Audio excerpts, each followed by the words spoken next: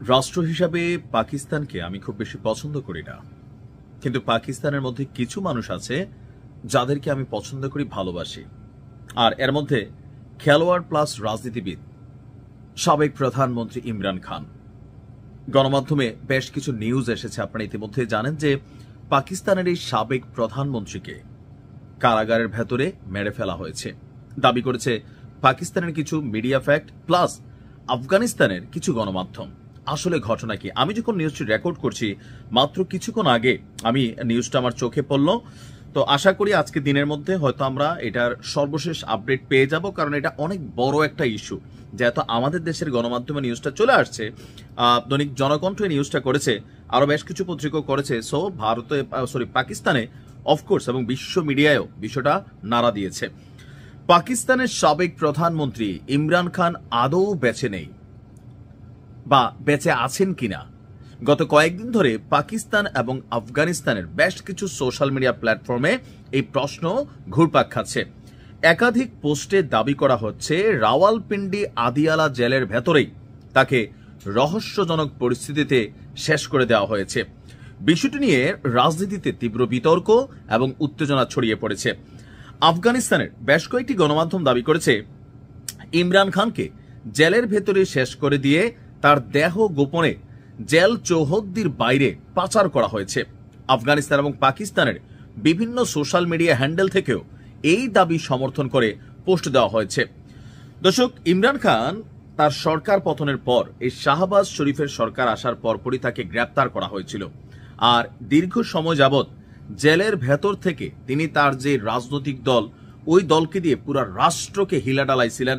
Even এত বড় আয়োজন করছিল যেটা পুরা বিশ্বকে অবাক করেছিল। এর পরপরই ইমরান খানের ইস্যুতে শক্ত হয় সরকার। তার পরিবারের সাথে, বাহিরের মানুষের সাথে তার যোগাযোগ দেখাশোনা অনেকটাই রেস্ট্রিক্টেড করে ফেলে। এরপরে দীর্ঘদিন যাবৎ গণমাধ্যম বা অন্যান্য সেক্টরে তাকে নিয়ে কোনো বক্তব্য নেই, এবং সর্বশেষ তার ছবি বা তার কোনো পোস্ট বা তাকে নিয়ে তার যারা কাছের মানুষ আছেন তাদেরও কোনো মন্তব্য নেই। সেইখান থেকে এই রহস্য বা সন্দেহের দানা বেঁধেছে যা আসলে ইমরান খানকে কি শেষ করে ফেললো। ভারত, পাকিস্তান, বাংলাদেশ এই রাষ্ট্রগুলোতে সবকিছুই সম্ভব।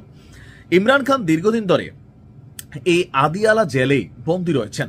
তার গ্রেফতারের প্রতিবাদে সম্প্রতি জেলের সামনে কয়েক হাজার পিটিআই সমর্থক বিক্ষোভ করেন। তবে জেলবন্দি ইমরান খানকে নিয়ে এই ধরনের ঘটনা প্রথমবারই যে ঘটছে তাও না। পিটিআইয়ের অভিযোগ, ইমরান খানের 3 বোন তাকে দেখার জন্য দীর্ঘদিন ধরে অনুমতি চাইছিলেন। এ নিয়ে রাওয়ালপিন্ডি জেলের বাইরে 1 মাস যাবৎ তারা অনশনেও বসেন। ওই সময় পুলিশের হামলায় ইমরান খানের 3 বোনকে বেধড়ক মারধর করা হয়। পুলিশের এই আচরণের পরই ইমরান খানকে নিয়ে নতুন প্রশ্ন এবং সন্দেহ তৈরি হয়েছে। ইতিমধ্যে ইমরান খানের 3 বোন পাঞ্জাব পুলিশের মহাপরিদর্শকের কাছে লিখিত অভিযোগ জমা দিয়েছেন। ঘটনার সত্যতা নিয়ে এখন পর্যন্ত পাকিস্তান সরকারের পক্ষ থেকে কোনো আনুষ্ঠানিক মন্তব্য জানা যায়নি। এখন এটা হতেও পারে, নাও হতে পারে।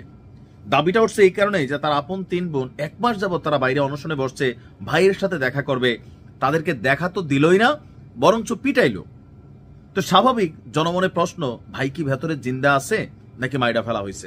এরপর যখন আফগানিস্তান রাষ্ট্র হিসেবে তাদের গণমাধ্যম তারা একদম বলছে আদিয়ালা জেলের ভেতর ওনাকে শেষ করে তার দেহ জেল চৌহদ্দির বাইরে পাচার করে দেওয়া হয়েছে, যার কারণে তার সাথে তার পরিবারকে সাক্ষাৎ করতে দেওয়া হচ্ছে না, কারণ তিনি তো নাই।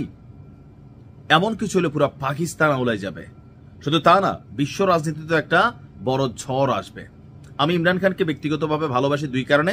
প্রথমত তার খেলা, প্লাস বাংলাদেশ ইস্যুতে পাকিস্তানের সরকারে যতগুলো মানুষ ক্ষমতায় আসছে গেছে, Imran Khan one and only একমাত্র ব্যক্তি যিনি 1971 ইস্যুতে বাংলাদেশের কাছে পাকিস্তানের ক্ষমা চাওয়া, আরো বিভিন্ন ইস্যুতে তিনি কিন্তু মন্তব্য করেছেন, বক্তব্য দিয়েছেন, যেটা অন্য কেউ করে নাই। আর ভালো মানুষের জন্য রাজনীতি না, তার বলিদান হচ্ছে ইমরান খানই তার প্রমাণ। আল্লাহ অনেকে হেফাজতে রাখুক। আশা করি আজকের দিনে হয়তো এটা নিয়ে আরো একাধিক নিউজ আসবে, আপনাদেরকে জানাবো। ভালো থাকুন।